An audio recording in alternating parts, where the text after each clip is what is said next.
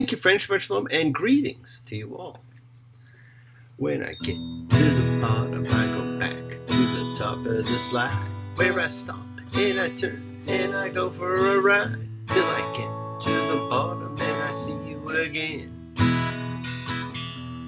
Yeah.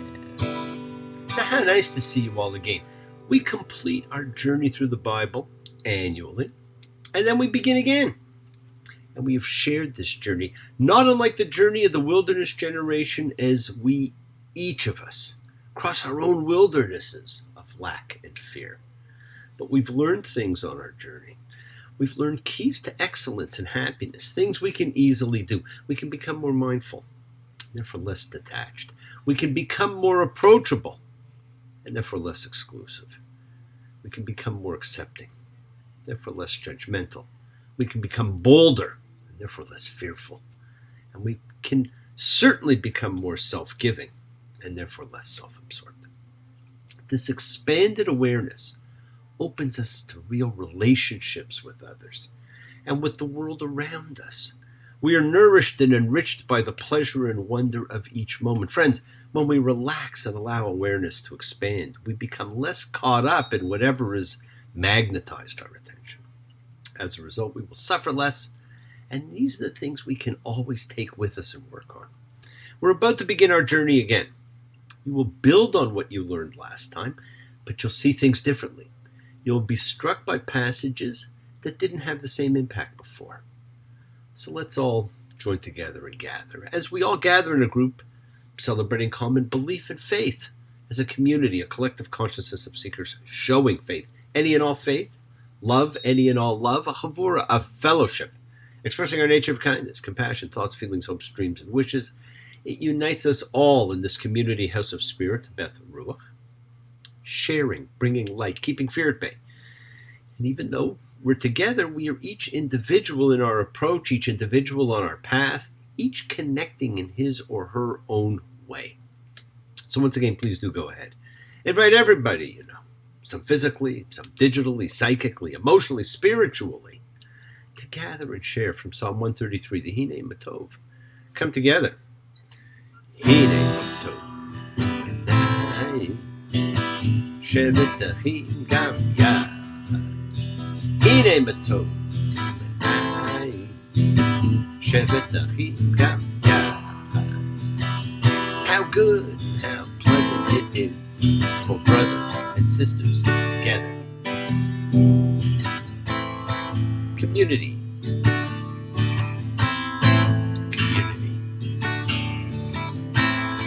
Community. Together. Let's all spread love, goodwill, and fellowship to the world. Remember, friends, this is your setting aside just a little bit of sacred time in your own sacred space to honor and converse with whoever, whatever you happen to believe in. We all believe in something. It's part of your kavanah, your intention that you put out to the universe. It's your goodwill. Monitor your intention. That is the root you can control, the root you can fix. Intention is everything, my friends. And let's take some time now and let's use that intention and send some of that goodwill, some light, some healing out to whoever you know that needs it. Healing and renewal for everyone. It just floats through space, finding those in need. Send it out. For those you know, for the souls and spirits of everybody you love. So think of whoever that needs healing and renewal and love, or just plain goodwill. Focus on them. Call their names. It's not just for people. It's for our pets. It's for the earth. It's the healing of the world. It's Tikkun Olam. That's part of our spiritual genetic makeup. We have to help heal the world. It's not a job for us to complete. It's an ongoing task we deal with in this lifetime. Always has been. We must do our part. We must each do what we can. And a part of that healing of the world is when we send thoughts and energy for health and renewal and goodwill for everybody. They don't have to be sick. It's for those in our hearts and our minds. Let's all send energy out for the people in need everywhere. Special thoughts, for Lori and Alan, for Joseph, Aurelia, for Snoopy and Peppermint Patty, for little Thomas, for Connie, for James, for Dave, for Matthew, for Anne, for Gloria, for all of our animal friends everywhere, for the builder, for the whole world, and of course for the buzzing bee. Friends, it is the kindness, the healing, wishes, goodwill, and love we all send out. It just circles the world, finding those in need. So thank you, each of you, for all you do, for all you care, because the world's a world of spirit. And spirit, my friends, never dies. Me.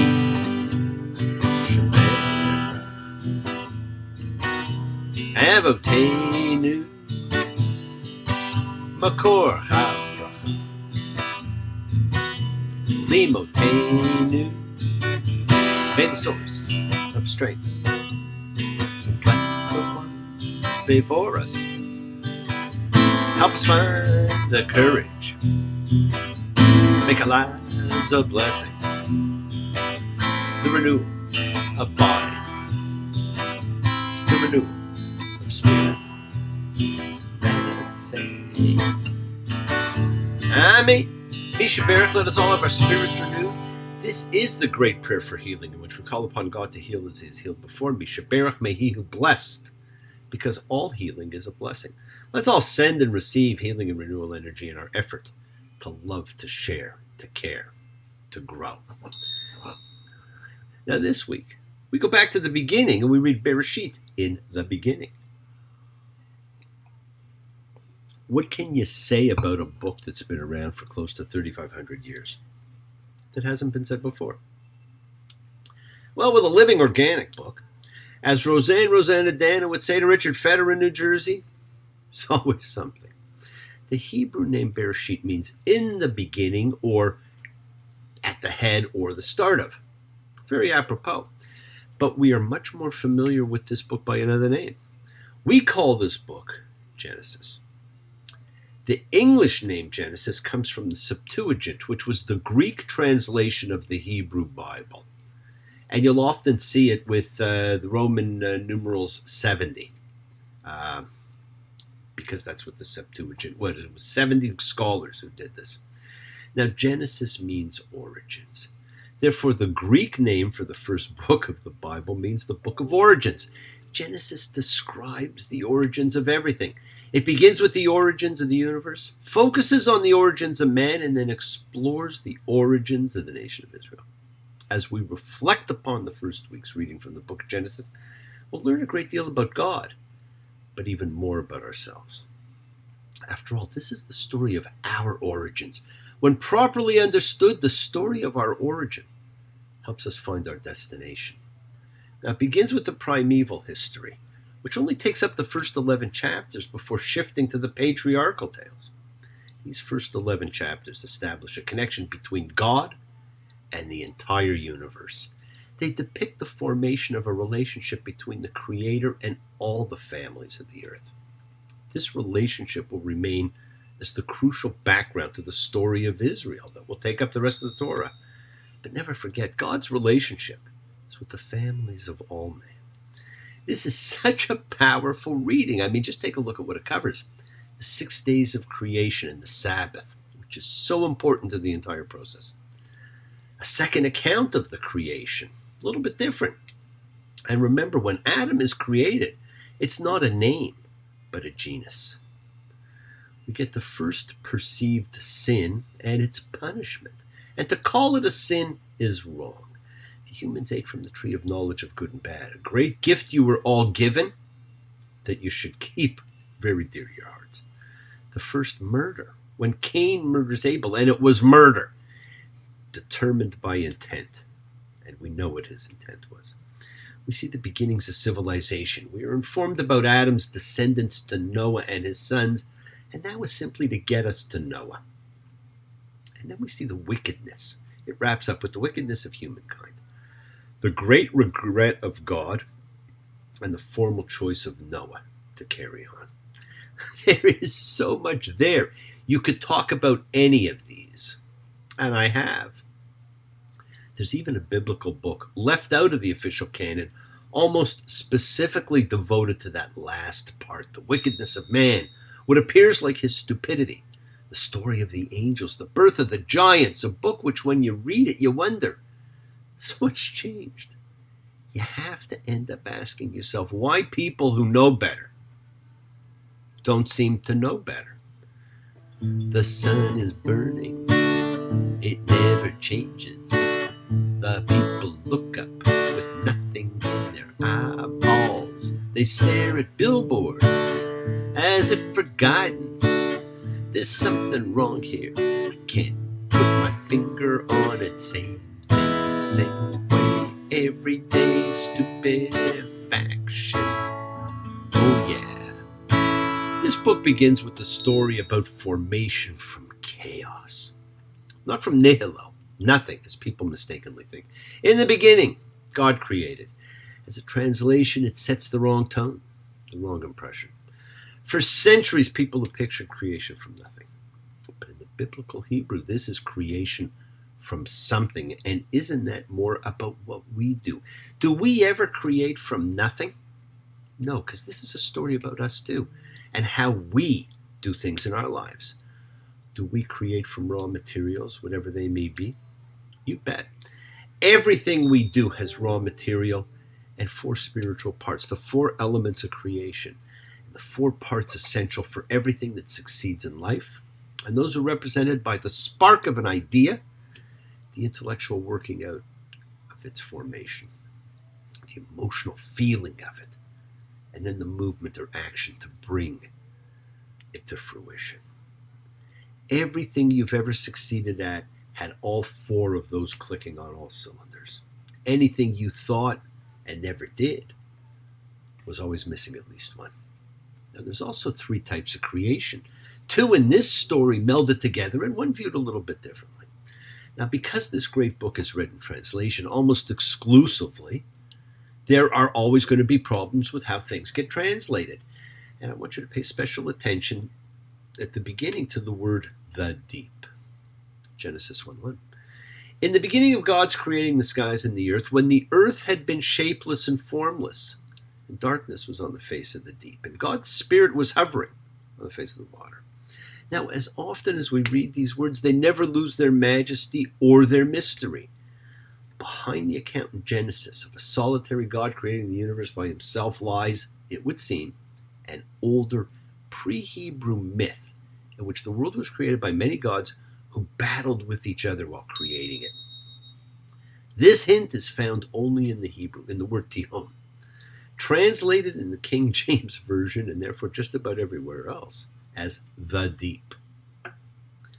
Since Tihom is a word that occurs many times in the Bible, always in the sense of watery depths, this translation was never challenged.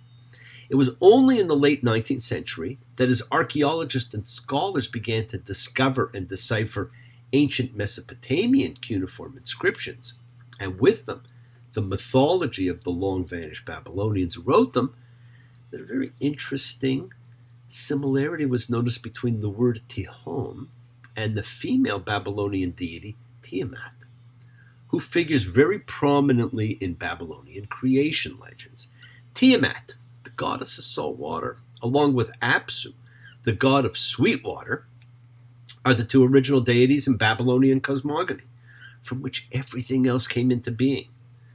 Now, in the words of the Babylonian poem of creation, whose composition probably dates to the 12th century before the Common Era, although the myth it retells is much older, when there was no heaven, no earth, no height, no depth, no name, when Apsu was alone, sweet water, the first begetter, and Tiamat, the bitter water, when there were no gods, when sweet and bitter mingled together, no reed was plaited, no rushes muddied the water. The gods were nameless, natureless, futureless. Then from Apsu and Tiamat in the waters, gods were created, and the waters silt precipitated. Now, many began to believe Tihom and Tiamat were the same. When the Bible was put together several hundred years later, the people were already familiar with the great Sumerian and Babylonian creation myths. In the Babylonian creation myth, Tiamat is the raging female monster of chaos, or the sea, and she is represented variously as a cow, a goat, a dragon, a woman, and she is slain by Marduk. Now, out of the 2 halves of her body emerge heaven and earth.